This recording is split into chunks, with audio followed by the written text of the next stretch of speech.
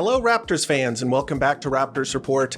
Today we're going to be discussing the Toronto Raptors game against the Chicago Bulls, but before we do that, we are going to be looking at mock drafts. We are going to be analyzing 4 of the mock drafts from 4 different websites, and we're going to be seeing where the Toronto Raptors land on those lists, who they say that the Raptors are going to be able to draft, all that good stuff. The 4 sites we're going to be looking at are this one, which is Yahoo, done by Kevin O'Connor. We're going to be looking at the Bleacher Report mock draft. We are going to be doing the Tankathon mock draft, and then we're going to be looking at ESPN's top 100 board, and we're going to take a look at their first and second rounds, because I want to get as much information as possible. I'm sure you guys are curious as well, what some of the other scouts are saying and who they like in this year's draft. Okay, so why don't we jump right into it? This is the Yahoo Sports mock draft, and it's done by Kevin O'Connor, who you may know. He's on Twitter, he does podcasts, he's relatively popular. He just left The Ringer, moved on, and we'll be able to see who he likes for the Toronto Raptors, and we'll just sort of take a look at the list just in general to see who he has going where. So no surprise, Cooper Flagg at the top. Dylan Harper, also not really a surprise. And okay, so Ace Bailey going number 3, not a huge surprise. Their 2 top guys are a guard and a forward, and you obviously can use multiple forwards, multiple wings, so Ace Bailey can fit with Brandon Miller a lot better than I would assume that VJ Edgecombe would be able to fit alongside LaMelo Ball. Just because, you know, guards generally, you don't want to load up on those players. You can have a couple of perimeter forwards, which Ace Bailey and Brandon Miller certainly are. So I understand from a fit perspective why they would want to go with that. Next up, VJ Edgecombe. He is well within the top 4. He would be going to the Pelicans here, and not a big surprise here. He is solidly in the top 4 of this year's draft, and the Pelicans could use another guard. It looks like they want to be holding on to Zion Williamson, so yeah, adding another guard would make sense. Okay, so here's the first big surprise of the draft. They have the Philadelphia 76ers at 5. This is obviously assuming that all the teams would stay in their relative draft spots, but they have the Philadelphia 76ers picking Derek Queen. And I kind of understand it. They have some pretty talented young guards in Tyrese Maxey and Jared McCain. So not a huge surprise there. They are probably going to be looking to find somebody maybe to replace Joel Embiid, or at least to learn behind Joel Embiid. And I get it. Derek Queen is a very talented offensive player. It's not where I would draft him, but kind of makes sense from their perspective. Then he has, Kevin O'Connor has Kasparas Giacochonis going to the Brooklyn Nets. I can also kind of understand that from a positional fit perspective. However, I'm not as high on Kasparas Giacochonis. And then we get to the Toronto Raptors. So here is a pretty interesting pick for the Raptors. So he has the Raptors selecting Jeremiah Fears. And so let's read his analysis here. Team fit. The Raptors need a point guard of the future. Okay. But not a true throwback who dominates touches. They need someone who can be a primary creator but also play without the ball. That's why Fears makes total sense. The Oklahoma freshman is a dynamic guard with a twitchy attacking style and a knack for coming through as a clutch shooter. He was one of college basketball's youngest freshmen, and it showed with his shaky decision-making as a shooter and a passer, but he has a feel for shot creation and a handle that lets him get anywhere on the floor, so he might only need time to emerge as a star. And I don't think that's bad analysis. He touched on some of the major points. He looks like he is like an explosive lead creator that can really get downhill and put pressure on the rim and make plays for other people, and he is a very young player as well, so and also nailed some of the weaknesses, the shooting, some of the decision-making stuff. I agree with all of that. I'm not exactly sure whether this is what I would go with based on who is left on the board. So I do like Trey Johnson, who goes next here. Yeah, we can see Fears has 2 guys on his comparison chart, Jamal Murray, Jordan Poole. Not terrible.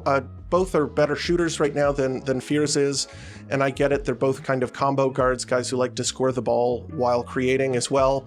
And I could see that kind of upside, although he would have to get better as a shooter. I see him more as a downhill attacker. I'm not exactly sure if that's what you can expect from him at the next level, being a top shooter, but who knows? It's possible. And he has more analysis here, but you can read the article basically. So let's take a look at who is left on the board. So notable here is that he has Common Malawach quite far down on his list. If we go, he goes all the way down to pick 11 here behind all of these other players. And I'm not exactly sure if that is where I would select him. I'm higher on Common Malawach. I think this was created before the tournament, so you might want to, he might have an updated list as well based on how they did in the tournament. I do like Colin Murray Boyles. He has him above both Concanipple and Common Malawach, but I would not take Fears at this pick. I would probably be more comfortable picking him if the Raptors were drafting a little later, but I think that I don't know about his analysis, especially when it comes to fit. I don't know if the Toronto Raptors need a point guard of the future. I'm pretty happy with Immanuel Quickley, especially with what he's been able to do lately. I don't think it's a huge need for the Raptors to go get another guard. I think RJ Barrett and Immanuel Quickley are there right now. Not saying that they couldn't move in the future if they really liked a guard in this year's draft, but I don't think that generally they're going to be needing a guard. So I would probably just go with the best pick available, Common Malawach perhaps, or maybe Trey Johnson if Trey Johnson were to fall all the way down. Trey Johnson's more of a scorer, he's more of an off-ball guy. I think that he would be a good pick. I just like him better as a prospect than Fears at this point, but anything could happen. Now let's go to his second round picks. So we will just scoot all the way down. We don't have to go through too much analysis to where the Raptors are going to be picking here. So they have LeBaron Philon, and LeBaron Philon is a very interesting prospect. He is a young player. He has a lot of upside. He's a guard who can handle the ball.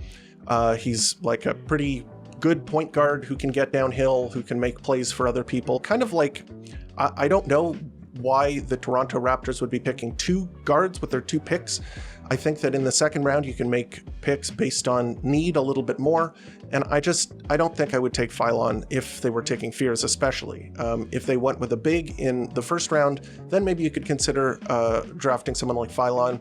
But if we go down a little bit further, he has one of the guys that I like, who I think is mocked a lot higher in a bunch of different drafts. So Sergio Delaria, who is an international player. He plays the point guard position, but he is also positionally much larger and can fit into more lineups. And I feel, and has like a really good handle on the ball and has shooting ability. He has a lot of really likable stuff. So if he were to fall down to where the Raptors pick in the second round, I definitely scoop him up over Philon, but that's a preference thing. So take that as you will. I think the analysis here is decent from Kevin O'Connor. I don't think it's like nailing what the Raptors need, but in terms of scouting the prospects, I don't have a huge problem with it.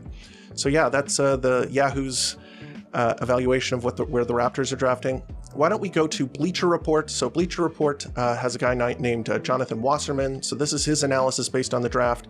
And I want to show you some stuff because there's some stuff he says here in the comparisons that kind of tick me off.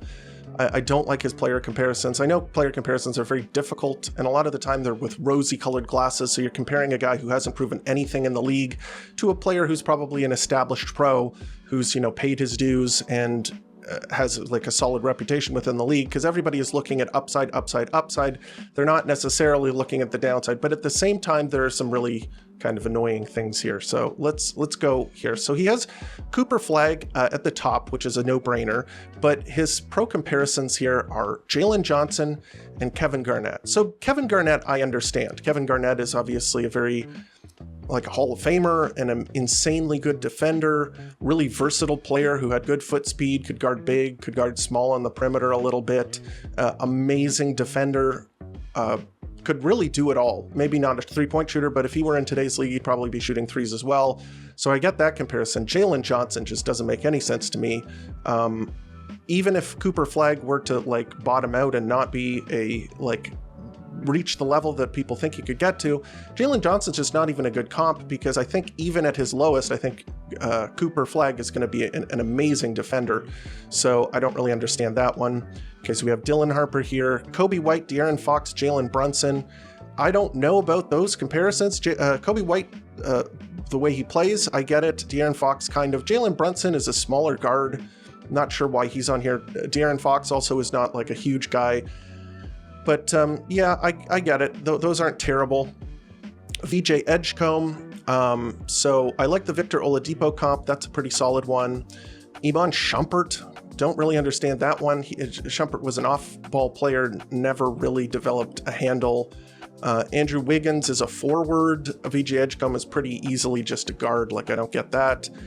Ace Bailey here. So Brandon Miller, Michael Porter Jr., Rashard Lewis. No problem there. That makes sense. Brooklyn Nets are drafting Derek Queen. So that's 2 draft sites saying that Derek Queen is rated in the top 5 here. And that goes against my analysis and what I understand and see him as. I think his defense is going to be very limiting. So he mentioned somebody that I think is a good upside comparison for Derek Queen, who in Alperen Şengün captures the kind of defensive limitations with him, but also is maybe, I don't see him as good a passer. And Alperen Şengün has like good intangibles, and I don't know if I see that with Derek Queen, but not a bad comparison. So 76ers, this is before they passed them, I guess, in the tank standings here. Fears going pretty highly as well. So 2 people saying that rating Fears above Trey Johnson. And then here we go. Okay, so the Toronto Raptors at 7. This is where they were when this was made, and this is where they are now, drafting Kamen Malawach. And Kamen Malawach, I agree. I think I would take him at this pick, so I get that. Mark Williams is a bizarre comparison. I like Mark Williams. I think he's a solid player, although I don't think it's a terrible comparison. I'm going to show you the comparison that kind of made me a little upset. But yeah, he has some pretty good analysis. Let's read it. Kamen Malawach spent the Sweet 16 and Elite 8, optimizing every inch of his 7'2" frame and massive wingspan to catch lobs and contest shots. He picked up his 80th dunk of the season on his 38th game on Saturday. NBA teams are going to see surefire translatability with his finishing, rim protection, and defensive range. Agree with all of that. And there's a good chance he gets front office's imagination spinning during pre-draft workouts, where he should be able to show off some of the shooting range we saw in doses last year. Agree with all of that. That's pretty solid analysis. Age 18, so okay. And then Trey Johnson being drafted after. So that's a difficult pick. I mean, I like Kamen Malawach. I think he's kind of in the same draft range as Trey Johnson, but I do like Trey Johnson. I think he's he has potential to be a big time scorer at the next level. Okay, Jace Richardson, Reed Shepherd. Geez, after the season that Reed Shepherd had, I don't know if I'd be making this comparison. He had a horrible rookie season, but I get it. He was an efficient guard and kind of played on and off ball last season. I kind of get that. But here's Con Knipple. Okay, so Con Knipple, he's a shooter, so these comparisons are all about the shooting. So Kevin Huerter, Corey Kispert, Sadiq Bey, don't agree with those. Con Knipple has more of a handle on the ball than those guys did. He's more dynamic offensively. He can drive. He can use screens better than those guys. And those are pretty low level comparisons. But the one I wanted to mention is, okay, so here we keep going down. So Ben Seraph at 17, his comparison is Manu Ginobili, who's a Hall of Famer, one of the best players, like shooting guards, one of the best international shooting guards of all time. So he gets that comparison. He's rated number 17, Ben Seraph, in this draft on this site. And he gets the Manu Ginobili comparisons, while the guy who's rated 10th here, Con Knipple, gets all these like role player comps. So don't quite understand that. If one player reminds you of Manu Ginobili, maybe he should be rated ahead of the guy who reminds you of Kevin Huerter, Corey Kispert, Sadiq Bey, guys who are kind of like bubble rotation guys. So don't quite understand that. And we're just going to scooch down here, and we're going to take a look at the second round, because he does have some second round picks. Going down. Here we go. Toronto Raptors, Adu Tiero, who plays for Arkansas. So I didn't have a huge amount of research on him. I had to watch a couple of videos and educate myself a little bit about this player because he's been missing for most of the season. He had an injury and he had to come back. So let's hear what Jonathan Wasserman has to say about him. Although Adu Tiero only played 5 minutes against Texas Tech after missing a month with a knee injury, the return suggested he could be good to go for pre-draft workouts. His shooting remains problematic, but he's improved his ability to create for himself inside the arc, a needed development that has turned him into a more versatile scoring threat in the half court. Between the open floor athleticism for transition offense, the play finishing, defensive playmaking, and now the tougher driving ability, teams could start to talk themselves into an outlier non-shooting wing or combo forward. So yeah, he's kind of a defensive role player. Makes sense, like the Raptors have liked those types of players and they believe in their ability to develop shooting. So I get it. He was developed by the Razorbacks. He is in his junior season. He didn't play much in his first 2 seasons and really started to get some shine this year, but again, he was injured. He's more of a defensive player, a defensive wing. He can drive and score, but he's not really a playmaker, not really a shooter. He's an efficient scorer around the rim, very athletic, and can get out in transition and, a ball hawk and that kind of stuff. So the Raptors do like those types of players. So I get it from, maybe reading the tea leaves, see what they like. I'm not sure if I'm a huge fan of this pick. Let's see who else is on the board here. Okay, Ryan Kalkbrenner. I think that I'd be more comfortable with that, even though he's a 5-year player and his speed is a little bit of a question mark. If the Raptors were to take a guard in the first round, I could see them taking a guy like Ryan in the second round. And yeah, and then we have down here Sergio Delaria. I would just, I think this guy has first round potential. I don't think he would drop this far, but if he's on the board, I would hope that the Raptors could scoop him up because I do like him. Anyway, that is the Bleacher Report draft here. I do like the pick that they made for the Toronto Raptors, Kaman Malawach. I kind of agree with that, especially with who goes ahead of him. The only question mark is whether they take a guy like Trey Johnson if he dropped. So yeah. Okay, so next up, we're going to go to the Tankathon mock draft. And we can take a look at who they have here. Cooper Flagg, Dylan Harper, Ace Bailey, VJ Edgecombe, Kasparas Yakichonis at 5, which is interesting. Kaman Malawach at 6, also very interesting. He's moved up out of the Toronto Raptors range. And the guy that they have the Toronto Raptors picking here is Trey Johnson. And that would be over Con Knipple, Asa Newell, Derek Queen, Jeremiah Fears, Jace Richardson, Colin Murray-Boyles, Igor Demon. So I do kind of like this. I do like Trey Johnson. I think he has top 5 potential. He is an off-ball guard. The Toronto Raptors have a lot of guys like that, but he's better, I think, in terms of just pure skill than the guys that come after him. Knipple, Fears, and Richardson are all guys that I would consider, guards that I would be fine with drafting. I'm not a huge fan of Asa Newell, or Derek Queen. I've kind of turned off of him a little bit. So I would be fine with this pick. Trey Johnson, I've done a video on him if you want to check the video description. I have a list of all of the people that I've done a scouting report on, so you can take a look at that. As you can see, he's a young player. He's a very good shooter. He has some question marks about his playmaking ability and his ability to get inside and finish, draw free throws, that kind of stuff. But he is a very productive shooter who can create his own shot. He has some, self-creation chops that I think are very hard to emulate.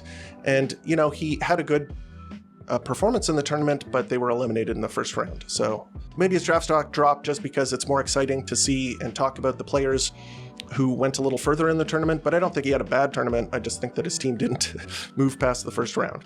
In any case, let's zoom down to who they have the Toronto Raptors taking in the second round. Okay, Alex Karaban. I'm not a huge fan of this pick. He's an older player. He's like a playmaking forward. He's been around. He played for UConn. He was part of their championship team. He's like a, do-it-all forward. He's not a great defender, doesn't have very good athleticism or foot speed. He plays the game the right way. He can play make, he can shoot. He's a pretty good offensive player. I just don't know if his game is going to translate to the next level. I don't think he'd go this high, honestly, but, anything is possible. Let's see who's available afterwards. So, yeah, a lot of the guys that I like are off the board at that point. Kalkbrenner is another guy who's also a little older. He's like a full year older, but he's a more productive player. He plays at a more in-demand position. He has real NBA height. The foot speed could be a problem.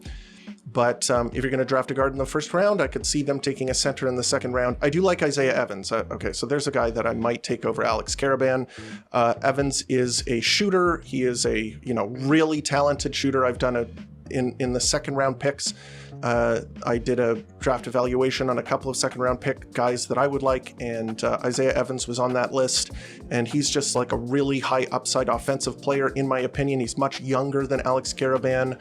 I think that he just has, more potential as an offensive player. So that's who I would draft. But for the first round with the Tankathon mock draft, I do like Trey Johnson. If this is how the draft were to go, I think I would take him. So no complaints there.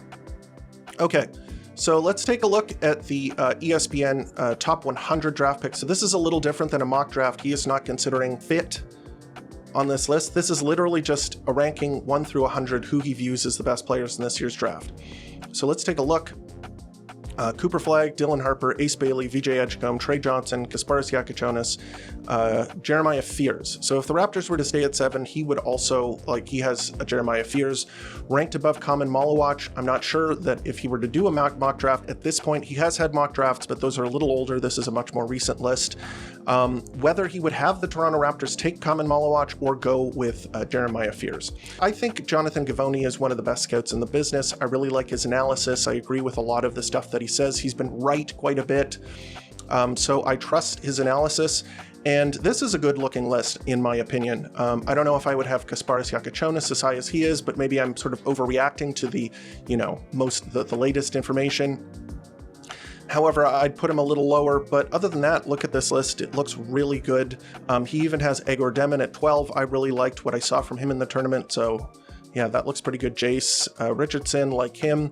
I like the draft ranking that he has here. So let's take a look at who the Toronto Raptors would be drafting, sort of if it were just to go, 1 through 100 on Jonathan Givony's top 100 prospect. They would have the Raptors drafting Johnny Broome. So Johnny Broome is a senior, plays for the Auburn Tigers.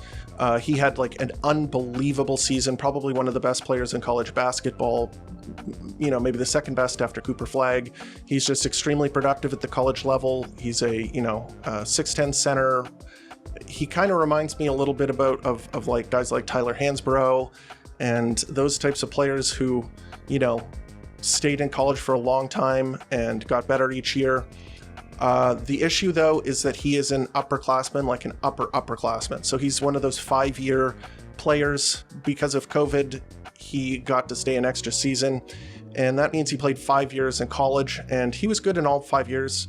Don't get me wrong, but the thing is that he is just kind of he doesn't have a ton of upside left. He is a solid player that, he kind of reminds me Kalkbrenner is another guy who is another upperclassman, another 5-year guy, but he has legit center size and he can shoot a bit. Johnny Broome is a little undersized and is not a shooter, but, I could see it just based on the fact that, he's very productive in college.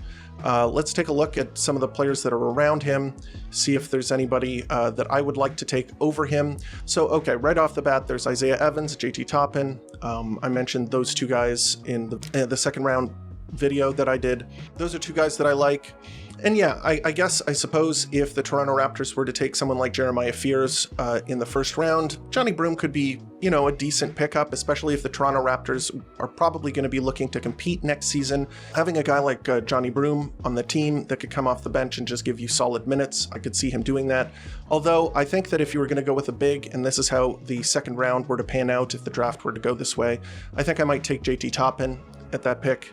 I think there's more upside there. I think that he has more NBA kind of feel to him. He looks like he'll be more of an NBA player. So that's who I would take. If they wanted to go with a small, they didn't want to go with another C, I would take Isaiah Evans. Anyway, those are the 5 mock drafts. Let me know what you think of all of them, whether you agree with one more than the other, whether you agree with my draft analysis, all of that good stuff. I wanted to give you guys a heads up on what other scouts are seeing in this year's draft, who they would take.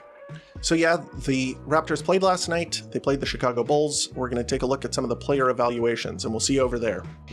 All right, so the Toronto Raptors played last night against the Chicago Bulls, and to be honest, it was not a good game, other than a couple of players. So why don't we just jump right into the player evaluations, and we'll get started. The guy I want to talk about the most was the Toronto Raptors rookie, Jacoby Walter. I think that this might have been his best game of the season, and he's really starting to pick up his play and show what he's capable of. He's been injured for a lot of the season, but this, he's starting to get comfortable. And boy, did he ever look good last night. He had 17 points on 6 of 8 shooting. He was 5 of 5 from 3. So do the math, 17 points. He only made 1 non-3 bucket, but he was perfect from 3, 5 of 5. That's unbelievable. He had 4 rebounds, 4 assists, 1 steal, 2 turnovers, and I think played solid defense, although the Bulls were hard to deny last night. and he had some issues guarding some of the other players on the Bulls, although I think that he did a decent job. I'm not going to say that this was his best defensive game of the season, just because, the Bulls were just putting on a clinic. But I think that this was just a wonderful performance from him. He showed a lot of stuff on the offensive end. His confidence in his jump shot has been, spiking and looking better and better and better. And with the shooting performance that he had last night, he was able to raise his shooting average to almost 35% from three, which is great to see. Anything above 35% is pretty good. And I would love it if he were to get that percentage up, because it looks like he is going to be, a good two-way player. If he can take on that 3-and-D role, that is a good base to build on. It's a good place to start at. I don't think that that's where you want to limit it. I think that he can improve from that spot. But if he can get there, if he can just be a good 3-and-D player, that kind of solidifies his role in the NBA. And that means that he's going to, at the very least, be in the league for a long time, because that's a really useful type of role player. I think that his handle still needs work. He's still a little sloppy with the ball. And, it didn't result in a ton of turnovers. He had 2 turnovers. It doesn't look as tight as it needs to be. So that's kind of one of the things he needs to work on. But again, he's a very young player. He's just a rookie, and he's a young rookie too. I'm really liking what I'm seeing from this guy. Next up, we'll go to Immanuel Quickley. Immanuel Quickley had a good game, although it was very sort of tale of two halves. He played 24 minutes in this game and had 17 points on 14 shots, 7 of 14 shooting. That's really good. He's 3 of 7 from 3. That's also good. 1 rebound, 9 assists, 1 steal, and only 1 turnover. So this was a good game from him. The 9 assists, a lot of them were like flashy passes, very nice passes to a bunch of players. I thought his playmaking was very good. And then his ability to create his own shot was on full display too. He was dueling with Kobe White, who's obviously taken a big step this season. Quickley was he was outpacing him in the first half. He had more points on fewer shots. So it was a really good first half for him. And then in the second half, the Bulls just kind of pulled away. And then the Raptors went with the heavy bench lineups, and that kind of was the coup de grace, kind of killed all chances that the Raptors had of winning the game. And Immanuel Quickley, 24 minutes. He did enough in this game that I think that he was one of the best players for the Raptors, one of the best players in the game. So I liked his performance. Next up, we'll go to Jakob Poeltl. Jakob Poeltl had 12 points on 8 shots, 2 of 2 from the free throw line, 5 rebounds, 2 assists, 0 steals, 0 blocks, 2 turnovers. This was a poor game from Jakob Poeltl. The defense just was not very good. He got bamboozled a couple of times just because Josh Giddey is a very creative passer, and the Raptors were not doing a good job of keeping him out of the paint. And so Jakob Poeltl had to pick his poison a lot of the time. He would come over to cut off Giddey's penetration, and he's just such a good passer. He would get it to Vucevic, who would score. And that 1-2 punch of Giddey and Vucevic carried the Bulls past the Raptors, I would say. I think those were their 2 best players. I mean, Kobe White, Josh Giddey, and Vucevic all played very well, especially on offense. Jakob Poeltl just wasn't able to contain them, and that's really what his role is on the team. So probably one of his worst games in a long time. He was out-dueled by Vucevic pretty handily and really couldn't stop the Bulls pick and roll. So not a great game from him. Next up, this is a toss-up. I'll just go to Jamison Battle. He had 5 points on 6 shots. He was 1 of 3 from 3-point range. He had 5 rebounds, 4 assists, 1 steal, 1 block, 1 turnover. This was not a fantastic game from him because, as a shooter, you gotta, if you're not making your shots, it's usually not going to be a great night for you. And although he had the other stats to back it up, his defense was getting kind of abused by the Bulls. His foot speed, especially on closeouts, he was getting blown past a lot. And I don't think, 4 rebounds, 4 assists, 1 steal, 1 block, that all looks very good. And I think it is pretty good. If that were to go along with, 10 points on, good percentages, I'd say he had a good game. But just when you're not shooting well enough as a shooter, you're not really going to have a good game. So that's unfortunate. And last in this one, and I want to put him last because I think it was maybe Battle was worse than him just in general, because Scotty Barnes always does an okay job on defense at the very least. But this was probably one of his worst games of the season. He had 9 points on 14 shots. The 1-2 punch, there were 2 guys who were really defending him very well. He has a very difficult time scoring against Pat Williams. who plays off the bench now for the Chicago Bulls. But Patrick Williams does have Scottie Barnes' number. He's a very physically robust player on the defensive end, very strong, good foot speed, and was just able to track Scottie Barnes all over the court, make it difficult for him.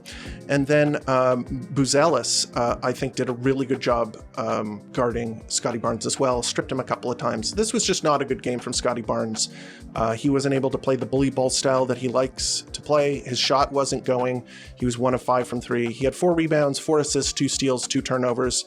And on defense, I mean, he is a good defender, but the Bulls were just so efficient and they were playing just so well as a team. It's hard for one individual player to, make a huge difference if the other team is just playing that type of team basketball. So just horrible game from him, honestly. Next up, we'll go to the bench. We'll stay here. We'll just go through a couple of players. Jamal Shead, I think this was one of his worst games of the season. He had 9 points on 3 of 11 shooting with 5 assists and 1 steal, 2 turnovers, but just not effective.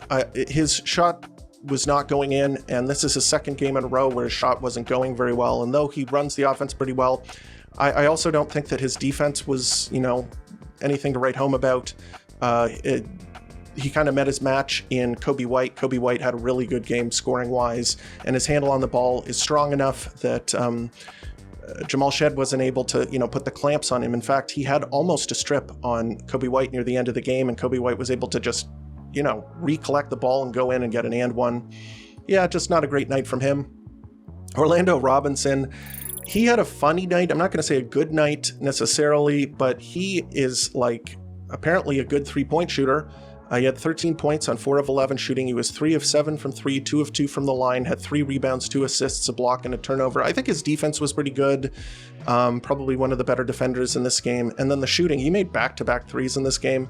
So that was encouraging to see. I'm not sure if it's real or not, but I can't complain there. I thought he had maybe one of the better games off of the bench. AJ Lawson was a lot of fun for the Raptors. He only played 13 minutes, but he scored 13 points in those 13 minutes.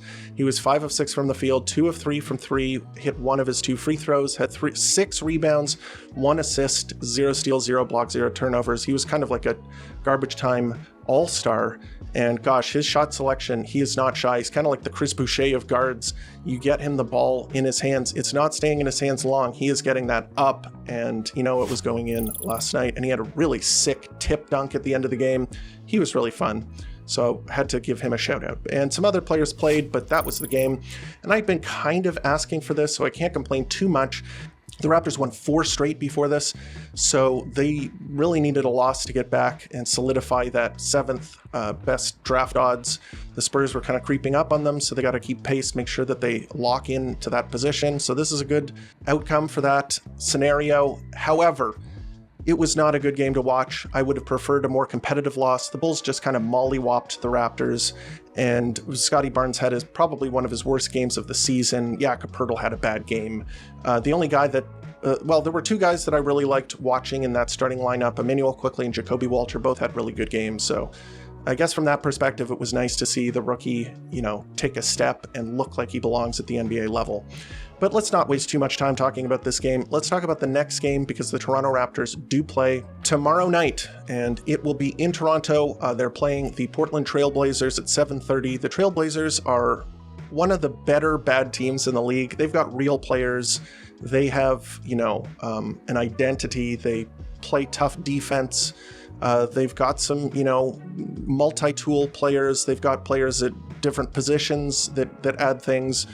They're a tough out, and I think if the Raptors, rest Jakob Poeltl, rest Emmanuel Quickley, I think they should be able to lose that game. I know that it's kind of depressing talking in those terms, but I'm here for the development. I want to be able to see some young players play well. Hopefully Jacoby Walter is able to get that start and is able to play well in that game as well, because I love watching him play. But yeah, that's the next game, and that is the episode. So let me know, what do you think about the mock drafts? Are there any that I missed? Maybe there's another mock draft from another outlet that you'd like me to see and evaluate. What do you think about some of the mock drafts that we did go over? Do you like any better than another? Do you hate one or another? Let me know here in the comments, and also on Twitter and Blue Sky, where you can reach me at Raps Report. I love talking to Toronto Raptors fans, love hearing your comments, love answering your questions. We are the best fan base in the NBA. And If you haven't already, please hit the like button and subscribe. Hit the bell icon too if you want to get all of my videos in a timely manner, and let the algorithm know, hey algorithm, show this content to Toronto Raptors fans. And as always, thank you for tuning in to Raptors Report, your source for in-depth Raptors content.